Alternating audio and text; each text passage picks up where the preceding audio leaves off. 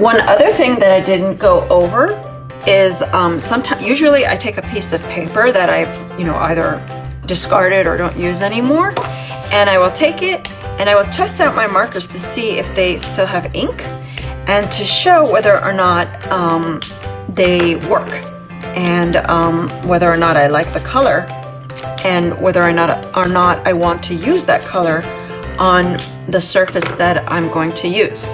Now my red marker, bear with me, is running a little bit low, and so maybe I might interchange it with another marker that's red, but so far these are the colors that I've picked out, and they're relatively easy to use, as you can see, and I will go through the other two that are left. Why not? This is a very bright magenta, and there's just some yellow left over, and you can see the difference of the way the tips on the marker work. One is for bigger surfaces and the other is for smaller surfaces, but that is called swatching, doing outlining your just testing out your pens like that. So once you've created a swatch of your color, you know what kind of ink you'll be using and the thickness and the color. So that's the idea with swatching. And the other thing that I didn't go over in the supplies is the type of paper that I'm using. So I'm just using a regular Strathmore Bristol. It's a smooth surface, and like it says here, it's heavyweight, and it's good for pen and ink because it absorbs the ink. So that is the reason why I'm using this type of paper.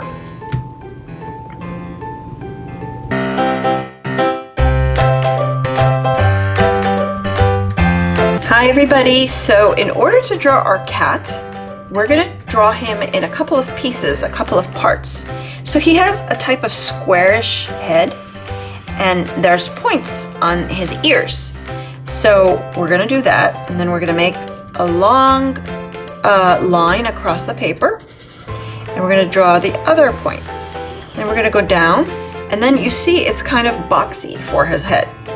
So we're gonna draw his neck afterwards.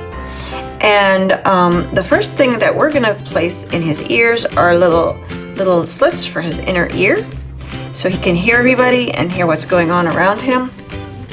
Then we're gonna put the nose in the center, and then the eyes. He's gonna have big eyes, big round circular eyes. And then we're gonna have him looking up because he's looking up at what? The hearts that we're going to create. And those are his pupils. We're gonna fill those in black. And then we're gonna draw a happy smiley face because he's happy. And to draw his body, we just have to draw a long square type t-shirt. And then we're going to make sure that we draw his arms as well. So his arms are up. We draw 3 little paws, and then down. And then we draw the other arm. It's also going up towards the hearts that we're going to place up there afterwards. And one arm's a little bigger than the other, but that's okay. He's not supposed to be symmetrical. He's supposed to be a cartoon figure. So he has a little bit of, like a little bit of differences in different pieces of his body. If you want, you can draw with a ruler, but cartoon figures are meant to be slightly irregular on either side. Then for his body, we're going to draw his body with pointed feet, and then the base of his body, and then another pointed feet, and then we're going to draw him to connect to the square t-shirt that we drew. So for his tail, we don't want to draw it on this side because he's looking up at the hearts on this way, so it's more this way. We're going to put a wavy tail, and then we're going to make the ends kind of furry and funny looking. And then we're going to draw his tail big and, furry as well. And to make it more easy to define the different parts of his body, we draw a zigzag across to define that this is white and this is going to be colored in. So we're going to add the color now after we draw the hearts. So we're going to draw one heart above him, above his head, and then one heart to the side, and then another heart off to the side as well. So that is the actual outline of the cat. So the next thing we're going to do is take our color. We're going to fill in the red, and we're going to use this side because we want to cover a lot of surface quickly. And if you have trouble with the edges, then you flip the color, the marker to the other side. And by that I mean if you're at the edges and you overlap, for instance, a little bit, that's okay because we're going to go over that with another color. So you can do this to outline where you want to place the other color on the inside, the thicker part of the marker. And there you go. You have the cat. Now we are going to there you have the cat's sleeves. So for the t-shirt, we're gonna pick a marker that's, relatively dark, like this bluish color, blue-green. It's more of a green. And we're gonna make one line on the outside of each part of the t-shirt. And we're also gonna make one line on the top part of the shirt, and another line at the base of the shirt. So that fills in the square. And instead of making it one color, we're going to use some lines to make the cat have like a stripe. So in the striped t-shirt, we're going to fill in different colors. So some of the colors we're going to fill in are the yellow. So I'm going to use my yellow marker for one of the stripes. I'm going to skip one and then use the yellow marker again. And then I could use either here or here. So I'm going to skip another one here and put some yellow. And then in the center, I'm going to use my red marker again and go in some of the lines that I left white with my red marker. Now, as you can see, my red marker doesn't want to cooperate because it's running out of ink, but that's okay. I want to use it. So I'm going to finish that. And then what we're going to do, now that the t-shirt is filled out, we're going to use the brown color. And this brown color may be a little darker than what I had previously, so I'm just going to test it out. And I was actually using the other brown marker, and I want him to be similar to the way he was on the other example. So what we're going to do is go and outline our cat a little bit, so that this is one way to do it so that you don't go outside of the lines. But then when you get to the end and you want to make a marking, you just leave a little circular mark at the end so that he looks like he has toes or little boots on his toes. And we do the same thing on the other side. Fill in whatever you can.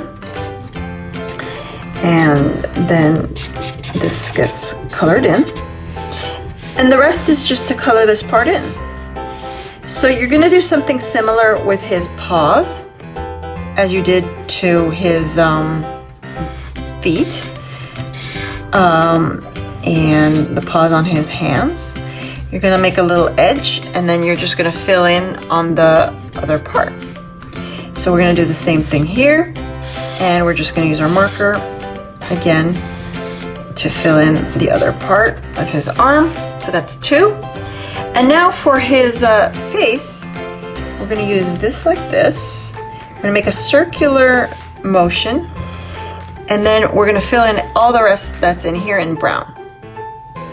So I used a lighter type marker here, a light brown, because I want the black to show through. and that way it's easier to see the cat's face, where it begins and it ends.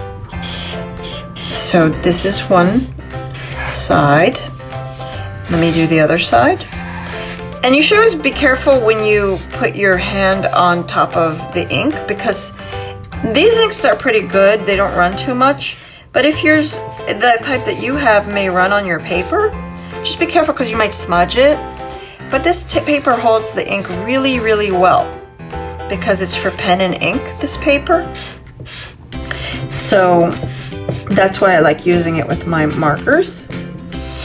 And that's why there are different types of papers, for instance, for graphite or for charcoal, even, you know, when you're sketching or when you're actually doing something like,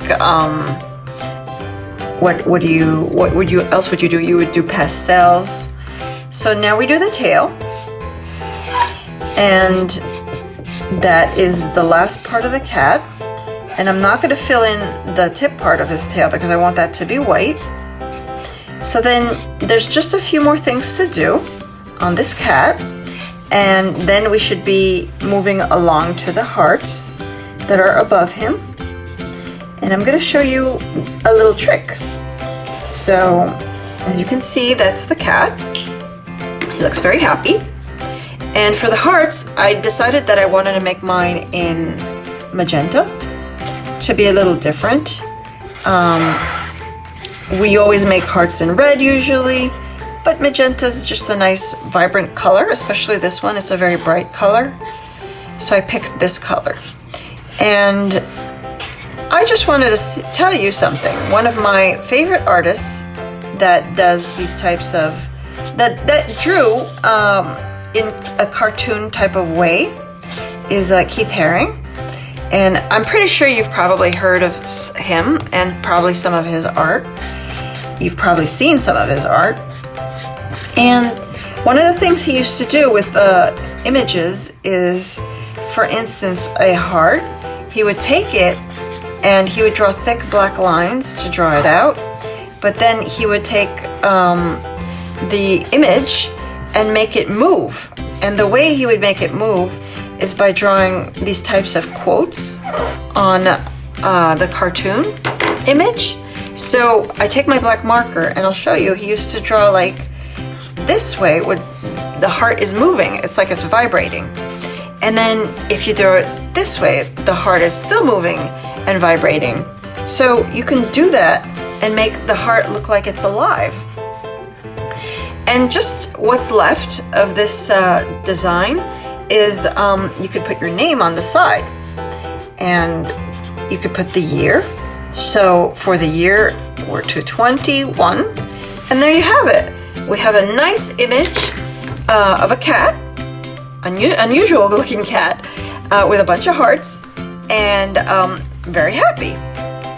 Thank you for joining me for today's lesson, and I appreciate you following me in this class.